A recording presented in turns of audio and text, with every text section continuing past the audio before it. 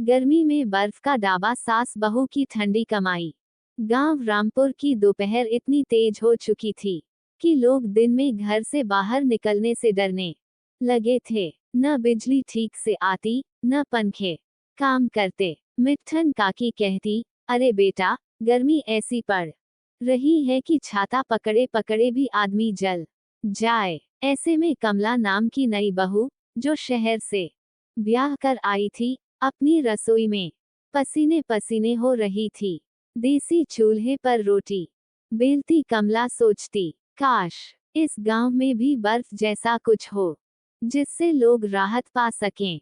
बस यहीं से जन्म हुआ बर्फ के डाबा के सपने का। शाम को जब कमला ने अपनी सास भगवंती देवी से ये बात की कि बर्फ बेचने का डाबा खोलना चाहिए, तो पहले तो सासू माँ खूब हंसी। अरे बहू, ये बर्फ शहर में बिकती है, गांव में कौन खरीदेगा, और वो भी हमारे जैसे गरीब लोग। लेकिन बहू ने जब समझाया, माँ जी, हम कुल्हड़ में बर्फ के गोले, ठंडाई और शिकंजी भी बेच सकते हैं। बच्चे बूढ़े सब लू से बचने को कुछ ठंडा जरूर खरीदेंगे। भगवंती देवी को बात जम गई। वो दौड़कर अपना पुराना लोहे का संदूक खोल लाई। उसमें से 700 रुपये निकाले जो हरिद्वार की तीर्थ यात्रा के लिए जमा किए थे।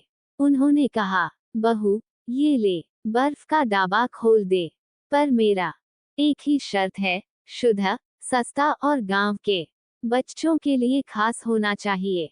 बहू कमला और सास मिलकर अगले ही दिन गांव के चौक में खाली पड़े छोटे खलिहान में पहुंच गईं। वहां ईंटें जोड़ी, एक पुराना टीन का शेड लगाया और मिट्टी से बना एक मटका रखा जिसमें बर्फ टिके रहे।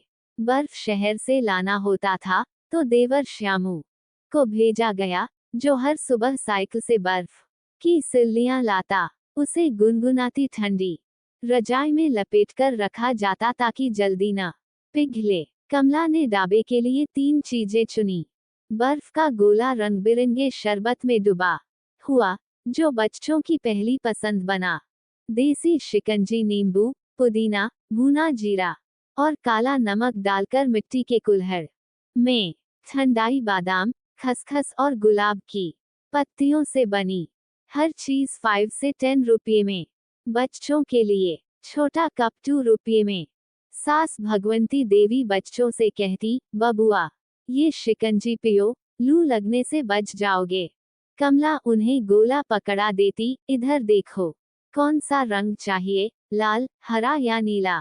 धीरे धीरे गांव की औरतें भी आने लगीं। दोपहर में जब खेतों से लौटती, तो कुल्हड़ की ठंडाई पीकर राहत पाती। डाबा अब सिर्फ दुकान नहीं, गर्मी में राहत का ठिकाना बन चुका था। कमला का नाम टोले की हर जुबान पर था। गांव की प्रधान बहन जी भी एक दिन आकर बोली, कमला बहू, तुमने तो गांव के बच्चों को शरबत पिलाकर तपन भुला दी। ये डाबा तो योजना बनकर शहर भेजना चाहिए। जून के आखिर में बारिश हुई और उसी दिन तकरीबन 2800 रुपीस की कमाई हो चुकी थी। बहू ने 1000 रुपये सास को थमाए। माँ जी, तीर्थ यात्रा का पैसा वापस। अब हम रोज कमाएंगे, रोज बचाएंगे। भगवंती देवी की आंखें भर आईं। तू तो मेरी ठंडी छांव बन गई रे बहू, इस गर्मी में भी। कमला ने 2 और लड़कियों को बर्फ के गोले बनाना सिखाया, जिससे उन्हें भी 30 to 30 रुपये रोज मिलते। अब ये डाबा रोजगार बन चुका था। कमला और भगवंती देवी की ये जोड़ी सबको एक बात सिखा गई, गर्मी हो या गरीबी, अगर इरादा ठंडा और सच चाहो, तो कोई भी बर्फ जैसा ठंडा सपना सच हो सकता है। सावन में कुल्फी बेचने वाली बहू की प्रेम कहानी। गांव कचनपुर में सावन की पहली फुहार पड़ रही थी। चारों तरफ हरियाली थी, आम के पेड़ झूम रहे थे और मंदिरों में हर सोमवार शिव भक्तों की भीड़ लग रही थी। पर इसी सावन में एक बहू थी जिसकी आंखों में चमक नहीं थी, राधिका। वो हर रोज छत पर जाकर बारिश देखती, फिर चुपचाप रसोई में लौट आती।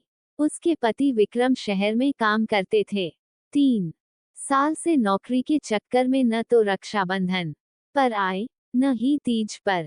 सास सरजू देवी ने कई बार कहा, बहू उदास न रहा कर, ये सावन फिर आएगा, लेकिन तेरी मुस्कान अगर खो गई तो वो न लौटेगी। एक दिन राधिका रसोई में ठंडी छाछ बना रही थी, तभी सास ने कहा, अरे बहू, जब तू इतनी स्वाद की चीजें बना सकती है तो क्यों न इस सावन में कुल्फी बेचें। बच्चे तो जान दे देते हैं ठंडी कुल्फी पर। राधिका चौंकी, मैं कुल्फी बनाऊं बेचना तो बहुत दूर की बात है माँ जी। लेकिन सास बोली, प्यार से बनाओगी तो सब खाएंगे, और जब विक्रम लौटेगा तो कहेगा, मेरी बहू तो किचनपुर की कुल्फी क्वीन है। राधिका ने पहली बार दूध को धीमी आंच पर पकाना शुरू किया। केसर, इलायची, बादाम सब खुद पीसकर डाला। पुराने टीन के डिब्बों में जमाई कुल्फी और बांस की सीख में लगाया गया लाल सिंदूर, जो कुल्फी को पहचान देता।